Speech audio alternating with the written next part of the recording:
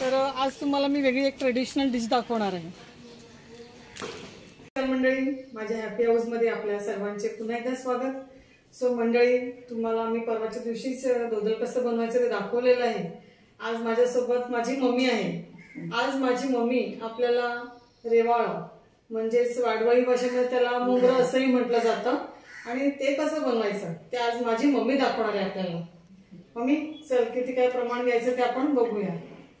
तर फ्रेंड्स, मम्मीने सांगितल्याप्रमाणे इथे साहित्याचं प्रमाण आपण घेतलेलं आहे।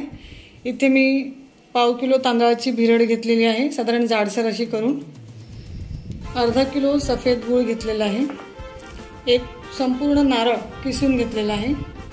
नंतर 10 ते 12 वेलचीची पूड अशी मी इथे करून घेतलेली आहे। ड्रायफ्रुट्स घेतलेला आहे, काजू, बदाम, पिस्ता आणि किसमिस। आणि इथे लागणार आहे पाव किलो तूप। तुम्ही डालडाही तूप यूज करू शकता, वनस्पती तूप यूज करू शकता। मी इथे प्युअर काऊ घी घेतलेला आहे। आणि महत्त्वाचा घटक आहे जे केळीचं पान। ह्याच्यामुळे एक वेगळीच फ्लेवर, एक वेगळीच चव आपल्या ह्या रेवाळ्याला येणार आहे। सो फ्रेंड्स, आता मम्मी मला सांगेल त्याप्रमाणे आपण बघूया पुढची प्रोसिजर काय करायची आहे। मी आता इथे 1.5 ग्लास पाणी घेतलेलं आहे आणि त्याचं पूर्ण गुळाचं पाणी करून घेतलं आता हे।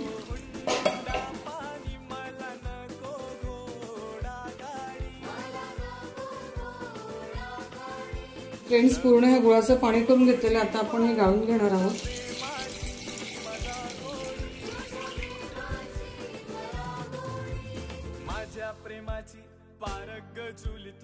तर फ्रेंड्स, आता हा जो गुळाचं पाणी घेतलेलं आहे आपण टोपामध्ये घेणार आहोत। त्यातच आपली ही भिरड आपण घेणार आहोत।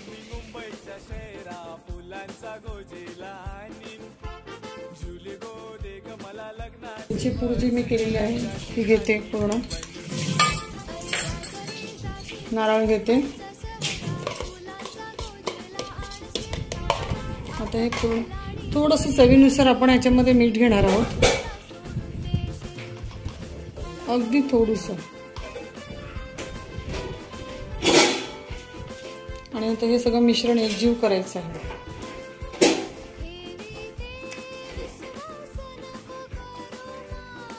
इथे आपण जे ड्रायफ्रुट्स घेतलेलं आहे तेही मी थोडंसं ड्रायफ्रुट्स ह्याच्यामध्ये मिक्स करते आणि बाकीचं मी गार्निशसाठी ठेवते।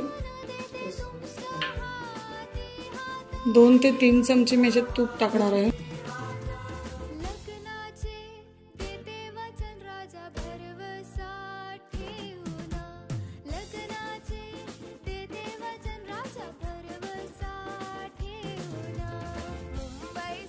फ्रेंड्स, आता हे मंद आचेवर आपण उकडवून घेणार आहोत। ह्याला सतत ढवळत राहायचं आहे, मध्यम आचेवर ठेवायचा आहे गॅस।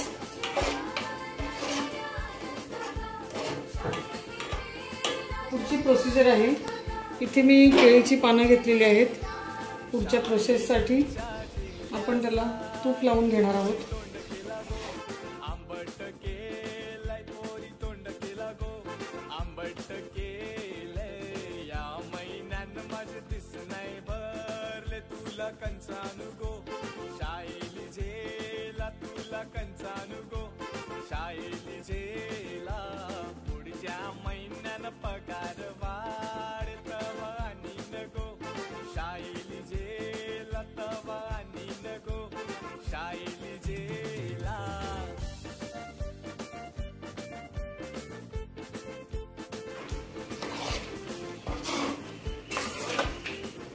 तर फ्रेंड्स, आता हे सगळं भिरड ह्याच्यामध्ये शिजत आलेले आहे, बऱ्यापैकी जाड जाड होत आलेलं आहे। 15 मिनिटं झालेले आहेत आणि बऱ्यापैकी घट्ट झालेलं आहे।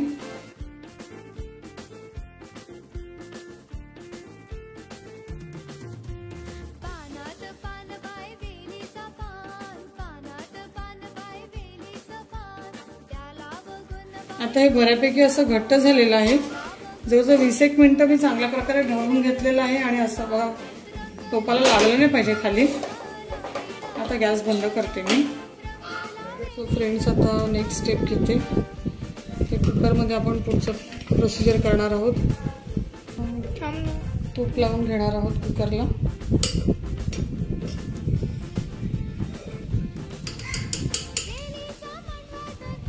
आता मी ज्या केळीच्या पानांना तूप लावलेलं आहे तीच पानं मी पुन्हा कुकरमध्ये ठेवणार आहे.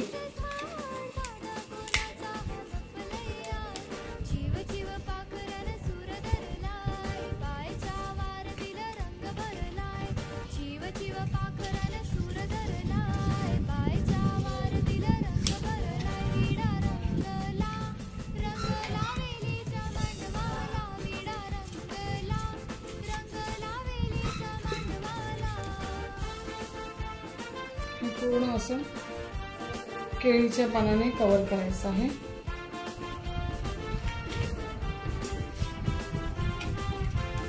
आता हे आपण बनवलेलं जे आहे ते पूर्ण ह्याच्यात काढायचं आहे.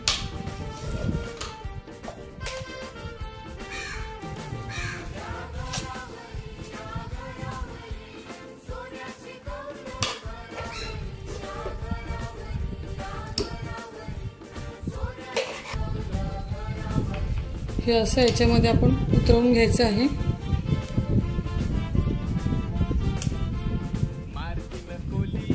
आणि त्यानंतर मी जे ड्रायफ्रूट्स ठेवलेलं आहे ते आपण ह्याच्यावरती अगदी दाबून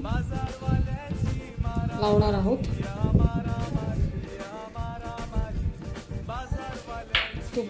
तुपाचा हात घेतलेला आहे. आता हे एका पानावरती जे लावलेलं आहे तूप ते त्याच्यावरतीच उकडं ठेवायचं आहे.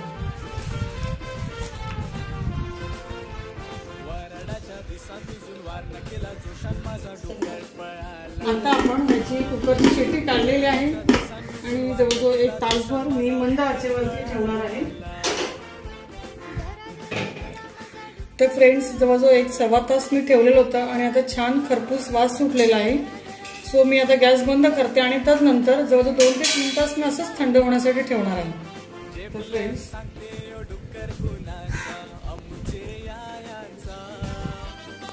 रेवाळा तयार झालेला आहे. मी जवळजवळ 3 तास हे असंच थंड होण्यासाठी सोडून दिलं होतं.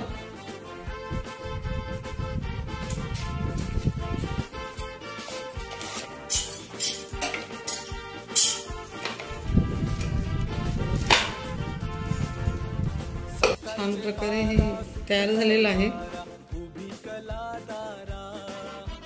सकाळचे पारा सुटलाय वारा उभी कलादारा.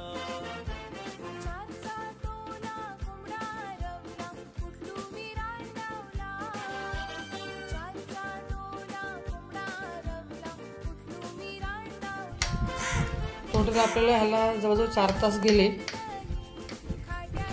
शिजवणं आणि थंड करणं. मेहनतीचं काम आहे, पण खाल्ल्यानंतर समजतंय की जी केलेली मेहनत आहे ती कुठे फुकट नाही जात आहे. खूप टेस्टी लागते हे खायला.